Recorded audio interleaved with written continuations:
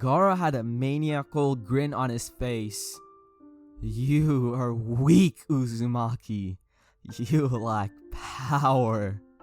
Sasuke landed on Naruto's branch, looking worse off than Naruto himself was, with strange black markings on the right side of his body. Naruto, get out of here. Get Sakura and run. I'll handle this guy. Naruto went to speak when Sasuke clenched his fist. If I can't win here, then I'll never be strong enough to defeat him. I will have reached my limits. Naruto looked at Sakura, pinned to a tree trunk with Gaara's sand slowly crushing her. Naruto stood up and wiped the blood from his lips. He looked down at Sasuke. Don't worry, I won't lose here. Naruto flipped through hand signs and slapped his palm to the tree branch. A puff of smoke revealed a small orange toad. Hey there, I'm Gamakichi. Got any sweets? Naruto flipped out. I can't believe this. What's with you stupid toads? I can never get a useful one. This is really not the time for this. The small toad jumped onto Naruto's head and gave him a raspberry. So you're an amphibian hater, huh? Gaara had had enough of this all.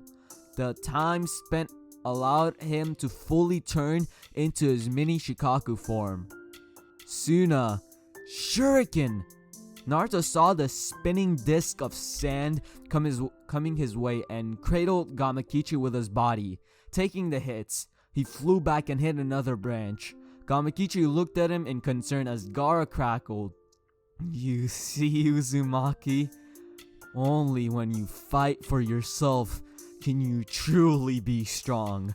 I'll wait for you to realize this and leave your friends here to die so you can escape. Naruto wordlessly placed Gamakichi down and turned to face Gaara. The look in his eyes irked Gaara, who sent another salvo of sand shuriken at Naruto, hitting him dead on and sending him back again. Naruto stood up almost immediately. What is this feeling? I feel stronger, like that didn't hurt at all. Sasuke looked at Naruto as he saw Naruto's strength returning to him, as a burst of visible blue chakra erupted from Naruto. The blonde's look of confusion and awe at himself turned to a wail of pain as he clutched his head and dropped to the ground screaming. Naruto's mindscape. The Kyuubi no Yoko was bored. It had been bored for years, ever since Naruto's memories and skills had been sealed away. There wasn't any action for it to watch or even partake in, as Naruto was wont to do from time to time. When the boy finally made his return during his month of training with Jiraiya, he was nothing like the Naruto that had earned his respect in his childhood. This Naruto was loud and brash, with no true talent to back it up with. The old Naruto wasn't nearly as loud, and while he had his moments of being a loudmouth, he always had the talent to go with it, and to drive to the better. The seal had handicapped him and his thinking for years. The Kyuubi really couldn't even say that the new Naruto had potential. The old one had potential, and he had started achieving it. Then it was taken away, and no one can have potential twice in their lifetime. As it pondered how exactly it was going to break out of its rotting prison, many markings appeared on the outside of the Kyuubi's cage. At first it was confused, until it remembered the exact same pattern appearing 4 years ago, right before everything turned to this hell. Oh, it's about time. Took you long enough, Ningen. Focusing its chakra into a line, it pushed it out from the bars of the cage, slowly so as to not upset the Shikifuijin. Finally, the chakra made contact with the walls and begun to cover the lines, following them straight to the source. As the Kyuubi watched, the lines turn red and rush off down the halls of Naruto's mind. It allowed itself a triumphant smirk on its vulpine features. Welcome back, Kit. Tamari had seen the Uchiha fight Gaara. He had done well until he ran out of chakra and begun getting decimated by Gaara until his orange-wearing teammate came onto the scene. Then he ended up getting beaten down too. During his beating, however, he began to gain energy, taking Gaara's shots and walking right through them. He exploded with raw chakra, and Tamari had never seen anything like that before. Chakra visible to the naked eye. So much that it seemed strange to the boy himself. As he began getting a handle on the situation, he collapsed, screaming and holding his head all the while. As he lay on the tree branch, a strange mark appeared on his forehead, forcing lines to branch out over his entire body, covering him from head to toe. Tamari shook in place on her branch. They're all freaks. Every last one. The line suddenly turned red as a massive pressure filled the immediate area. It didn't feel evil, malicious, angry, or anything. It just felt like Naruto, just magnified 100 times. The lines faded away from the downed blonde. All attention turned to him as he groaned and stirred in his belly. He quickly snapped his feet and looked around his own body, flexing his fists and shaking out his legs. The only noticeable change in his base appearance was the scar going down his eyes, a battle scar that wasn't existing a moment ago. He had an angry sneer on his face before he shook his head pitifully. Kami, I suck. I'm as weak as a kitten like this. What happened to me? I'm so confused. Sasuke looked up at Naruto. It was the same kid that had been there a second ago, and yet it wasn't. He looked like Naruto, but he didn't move like Naruto. He moved like he was coiled and waiting to strike, as if he expected an attack coming from anywhere. His eyes were the same bright blue like Naruto, but now they had more in them than just the infinite brightness they usually held. It was still there, but there was more that Sasuke couldn't quite see. He was as calm as they came. He wouldn't even know that he was preparing to get into a fight from looking at him. And he looked at Gaara without fear, anger, interest, or anything. And he accentuated this by sighing and speaking his next words. Alright, Gaara. I don't know what the heck is going on with me right now. I have an idea, but I need some dang answers. But to do that, I need to get back to Konoha. I need to go back and end this invasion. And you're in my way, so it's time you get out of the way.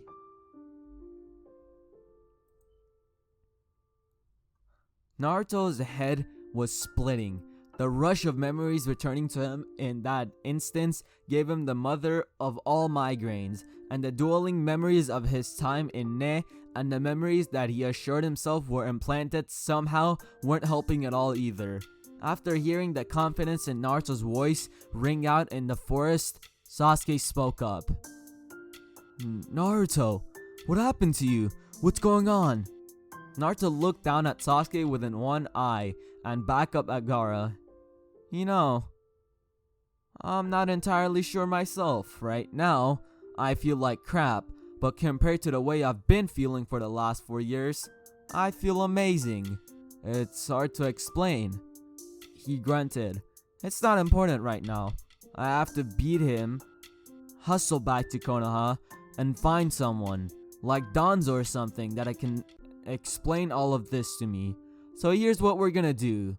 I'm going to attack him, and you aren't. Now commencing operation. Beat Gaara's butt. Sasuke had a myriad of questions running through his head at this point. What happened to the dope? Who is Danzo? What the heck does he mean I'm not fighting?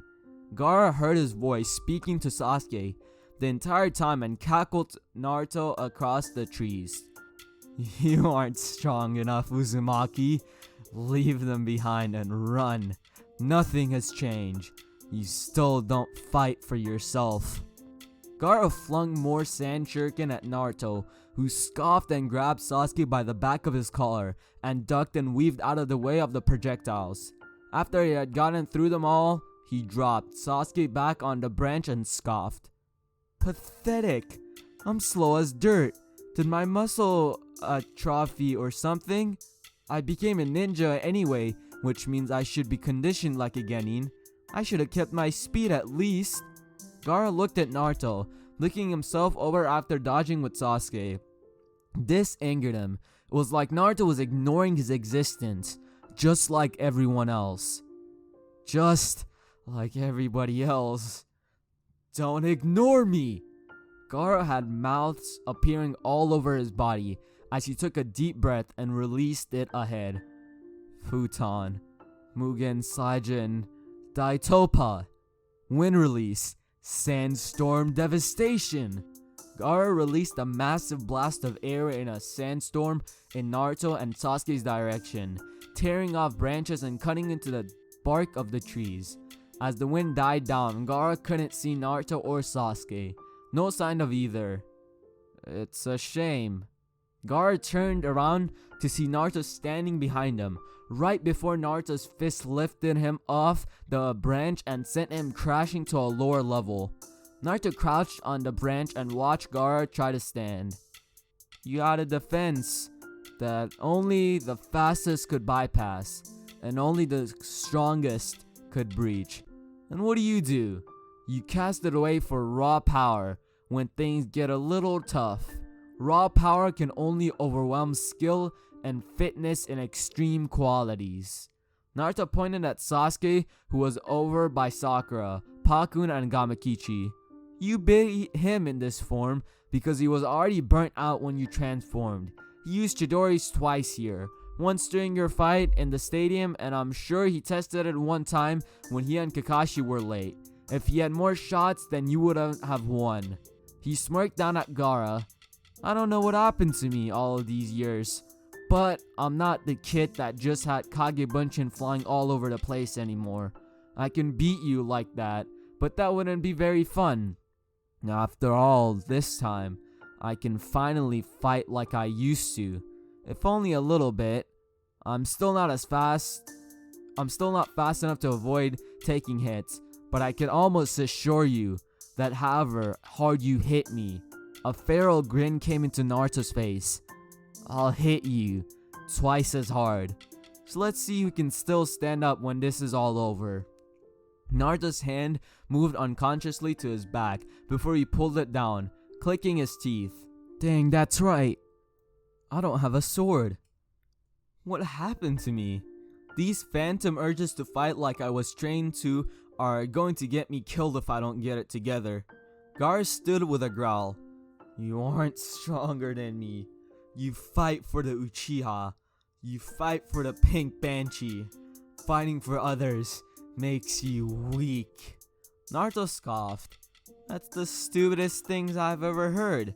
There are detailed stories of mere mortal men overcoming demons for others.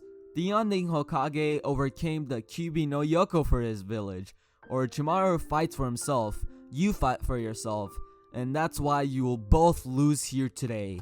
Because you don't have a true purpose to fight. Naruto cracked his knuckles. But let me show you just how wrong you are. Don't blink. One flash tag later, and Naruto's presence was gone from the area. Everyone looked around for any sign of the blonde boy who had changed from the orange lopmouth they had taken him for based on past experiences. Chuckling rang out through the forest, but not from any particular area, as Naruto was projecting his voice. That little sandstorm from earlier was in a futon jutsu. This is a futon jutsu. Wind release, gale palm. A fierce gale came from the trees above, sending wind and weapons at Gaara from above. Gaara lifted his arm to block vital spots and allowed the kunai and shuriken to bury themselves into them. Gaara lowered his hands and shouted out loudly, Is that the best you have, Uzumaki? Come out and fight me. Give me a real fight. Let me feel alive. Naruto's voice rang out again in a mocking laughter. If you want to feel alive, then you shouldn't have caught those weapons, even with all of that power. You're still just a baby beginning, huh? Just listen and tell me what you hear. Everyone silenced themselves in order to listen for Naruto's warning. Tamari's eyes widened too late to help. A hissing noise coming from Gaara was being muffled by the sandy appendage he had caught the mishmash of ninja tools in. Gaara, no! Tamari shouted out of warning, but it did no good. It was too late for him to cast them out as a massive explosion took place in the trees, and fireball that used to be Gaara fell to the forest floor. The others could only look on in amazement as the goofy boy in orange was systematically decimating the strongest person out of all of them. Naruto's voice rang out again. Dang it, I should have just killed you. Gaara was like a puddle of melting sand on the ground as Naruto spoke. I guess my fake self has more influence over me than I thought. I should be down there killing you right now, but for old time's sake, I guess I'll hit you with an attack inspired by him. Suddenly, several Narutos rushed out of the foliage and kicked Gaara into the air, one after another.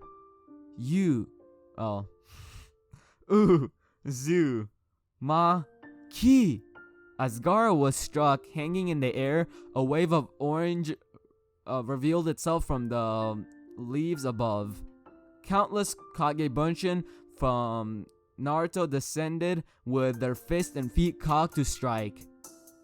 Naruto Uzumaki 2K Barrage. Naruto's Bunshin dropped an obscene amount of physical offense on Gaara's prone form, driving him back into the ground hard. Naruto and his clones littered the trees, looking down at Gaara. Naruto sighed again. If I was at full strength, he'd be a puddle in a crater right now. Someone's going to answer for this. Gaara looked up at the masses of Naruto Bunshin, looking down on him. Each of them had the same uninterested look on their face, as if they were trying to ignore him. Cold blue eyes, magnified by 1,000, staring down on him. There's no way. Gaara allowed the final shred of sanity and reasoning inside him snap. There's no way I'm gonna lose to a guy like that. The original Naruto's eyes widened as Gaara's chakra spiked. Oh crap, he can transform again? Naruto was blown back hard as Gaara was completely immersed in sand, swelling to the sky. Naruto's Kagebunshin were dispelled as Gaara's towering sand smashed them asunder. Gaara ended up sticking out of the head of Shikaku, looking down on Naruto, who was covered in sand. It's too late, Uzumaki. Time to die. Like I said, power cleanly outclasses skill only in overwhelming quantities. Naruto sat entirely encased in Gaara's Sabaku Q. Well, this is great. I'm too weak to break it. Now what? Naruto smirked as he remembered that he didn't stop learning things when he lost his memory. Ero Sennin. He might have been useful after all. Naruto bit his thumb and made a few hand signs. Gaara put out his right hand. Sabuko Summoning Jutsu! In a massive burst of smoke, Naruto found himself seated atop the head of Gamabunta, smirking at Gaara. You didn't think it would be that easy, did you? Naruto looked down at Gamabunta. Hey there, boss toad.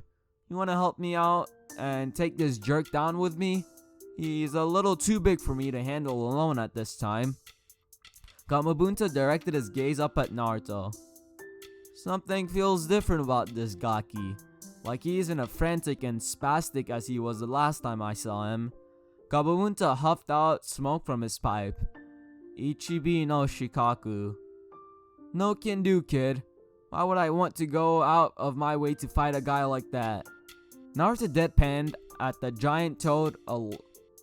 I thought summons were supposed to help their summoners fight in situations like this. Naruto pointed at Gaara, well, kind of Shikaku. Look at that thing. If you don't help me fight, then I'll end up a bloody smear on the bottom of its footer for sure. Gamabunta laughed. Tough. We haven't even had a drink yet. I can't accept you as my summoner until we share a drink together. Naruto glared down at him. You'd better be the one supplying then, because my Genin butt can't afford enough liquor to get you even slightly buzzed. Kamakichi then appeared and landed on Naruto's head. Aw, help him out, Pops. I like the kid. Gamabunta looked at the smaller toad in surprise. Kamakichi? What on earth are you doing here? Kamakichi looked at his father sheepishly. I just wanted to come out and see the outside world, you know? He pointed over at Gaara, well, kind of Shikaku, but you know, Shukaku, not Shikaku. And then that guy tried to bully me. Our boy here kept me alive and started kicking the guy's butt, but then he cheated and got all big. And now here we are. Gamabunta glared out at the sand spirit. Alright then, Gaki. You helped out my son. I appreciate that. You're alright with me. You have my support in this fight, but we're still having that drink later, you hear me? Naruto stood up and nodded, his face hardening as he looked at Gaara. Kamakichi, you're going to want to get off my head for this next part. Kamakichi got off of Naruto's head as Gamabunta drew his tanto and held it out at the ready. Whenever you're ready, Boss Toad. Give him hell. Gamabunta launched forward and dug his sword into Shikaku's arm.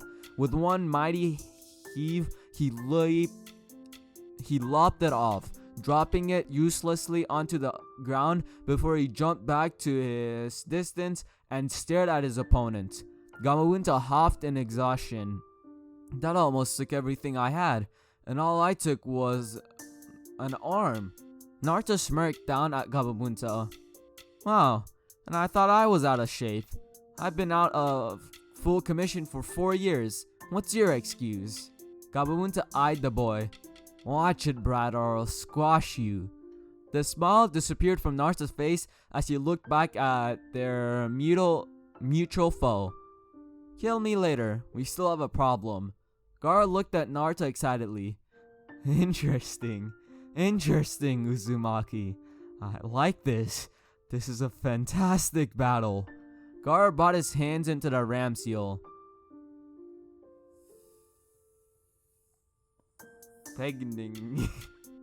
Feigning sleep technique. Shikaku's star-shaped pupil spun wildly and he yelled to the sky. I'm free! Naruto kept an impassive face. He just made this a lot more difficult, didn't he? Gamabunta nodded with the boy on his head. And why wouldn't he? Alright, let's try something here. Shikaku inhaled deeply. Wind release! Drilling air bullet! He launched a massive air ball at Gamabunta, appeared his own attack. Water release! Liquid bullet! Naruto flew through his own hand signs. Let's give you a boost, Boss Toad. Wind release! Great breakthrough! Naruto let out a massive crushing wind that sped up Gamabunta's water bullet, forcing it to obliterate Shikaku's attack on contact. It continued to collide with the demon itself, knocking it off balance and sending it to the ground. Sasuke was watching the fight with envy. Naruto had seemingly hit some mental switch in his head and now Gaara couldn't even touch him. What kind of power is this? This Naruto is completely different from the one I've been working with for so long. Temari was completely overwhelmed. She had left to find Kankuro after Gaara had fully transformed, and returning thinking that Gaara had killed Naruto and moved along towards Konoha. She wanted to bypass him entirely and avoid his killing spree.